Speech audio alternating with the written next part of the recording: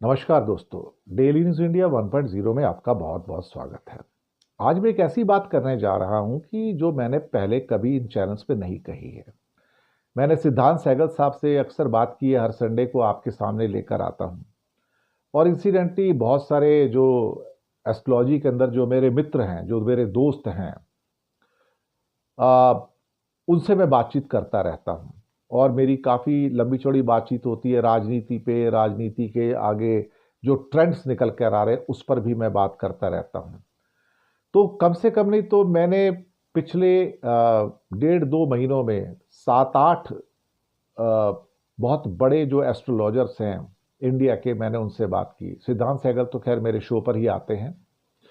जब मैं नाम नहीं बता सकता उनके, लेकिन जब मैंने उनसे बातचीत की कि भारत के राजनीतिक और सामाजिक परिवेश में या वैश्विक परिवेश में आप क्या परिवर्तन देख रहे हैं, तो ऑलमोस्ट मुझे लगा कि सभी व्यक्ति, कोई एक आधा व्यक्ति उसमें से छोड़ दिया जाए, एक आधा ज्योतिष आचार्य छोड़ दिया जाए, तो उनका एक बात बिल्कुल पक्की थी कि जो उनमें से कई तो डाई हार्ड फैन हैं नरेंद्र मोदी के, यानी कि नरेंद्र मोदी के चाहने वाले हैं। वो भी कहते हैं कि जिस चीज की शुरुआत हुई थी 2014 में, अब उसका अंत नजदीक है।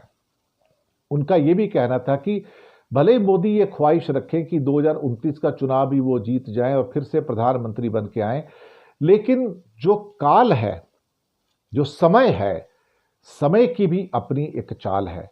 तो समय ही आपको राजा बनाता है, समय ही आपको रंक बनाता है, समय कहता है कि तुम्हारा समय समाप्त हो गया है।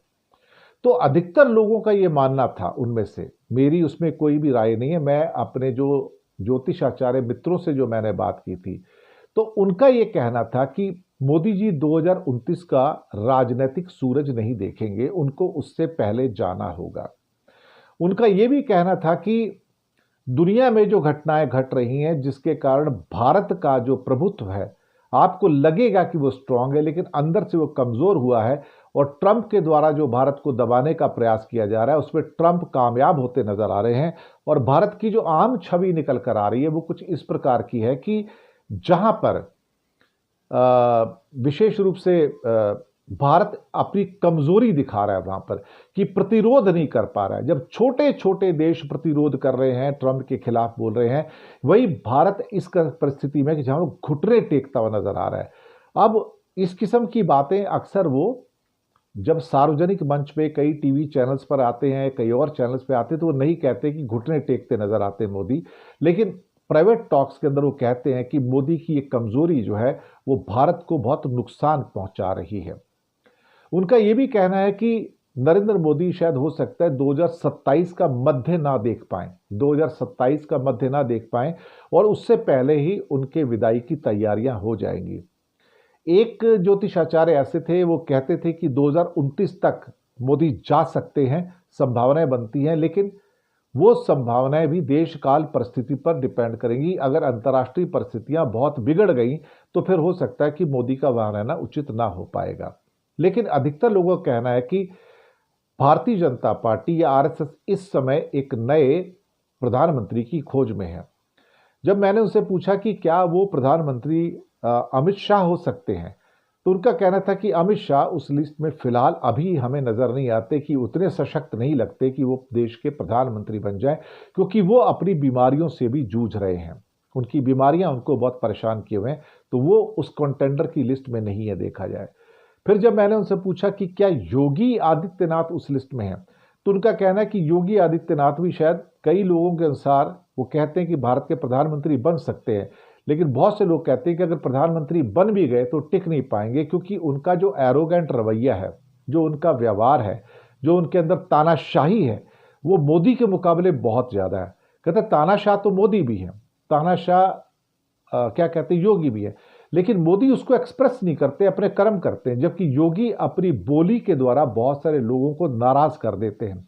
तो उसकी जो एक्सेप्टेंस होनी चाहिए पूरी बीजेपी के और उनके अनुसार, वो बिल्कुल भी नहीं है।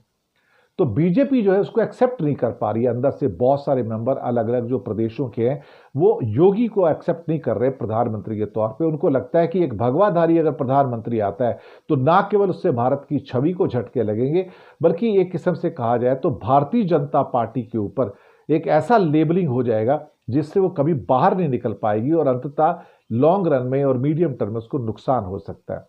उनका कहना था कि आरएसएस को एक ऐसा व्यक्ति चाहिए जो माइल्ड छवि का हो, जो अटल बिहारी वाजपेयी टाइप का हो, जो भारत को एक साथ लेके चले, दक्षिण और उत्तर के जो उनके विरोधाभास हैं उनको सॉल्व कर पाए और आराम से टेबल पर बैठ के चीज़ों को हल कर पाए। और उसके लिए अगर एक कोई व्यक्ति जिसके सितारे बहुत बड़े उनको नजर आ रहे थे, उनका कहना है कि एक व्यक्ति जो धूमकेतु की तरह निकल के आ रहा है, जिसके आने वाला भविष्य अच्छा हो सकता है, उसमें एक व्यक्ति देवेंद्र फडणवीस भी है। हालांकि उन्होंने उस लिस्ट के अंदर नितिन गडकरी के नाम से भी इनकार नहीं किया कि हो सकता है कि पिछली गली से वो भी निकल कर आ जाएं और आकर अपना दावा पेश करें, हो सकता है।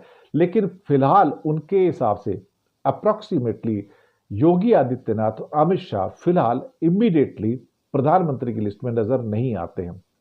मैंने सोचा कि ये उनका जो मत है, उनकी जो सोच है, जो मेरी लंबी चौड़ी उनके साथ बातचीत हुई है, करीब करीब काफ़ी, किसी के साथ 15 मिनट, किसी के साथ 20 मिनट, किसी के साथ 10 मिनट, तो मैंने सोचा उसका एक निचोड़ बना के आप तक पेश करूं। लेकिन उनके मैं नाम नहीं ले सकता आपके सामने, तो वो उचित नहीं होगा, क्योंकि उनमें से एक सिद्धांत सहगल जी तो मेरे शो पर आते हैं और उनको जो बात कहनी होती है वो तो शो पर कह ही देते हैं डेली न्यूज़ इंडिया के ऊपर। तो ये थी मेरी ओर से एक पेशकश की अल्टीमेटली इतने सारे जो ज्योतिषाचार्यों के साथ जो मेरी बातचीत हुई है उसका लब्बो लुआब क्या था वो मैंने आप तक पहुंचाया। तो बहुत बहुत शुक्रिया आप सबका।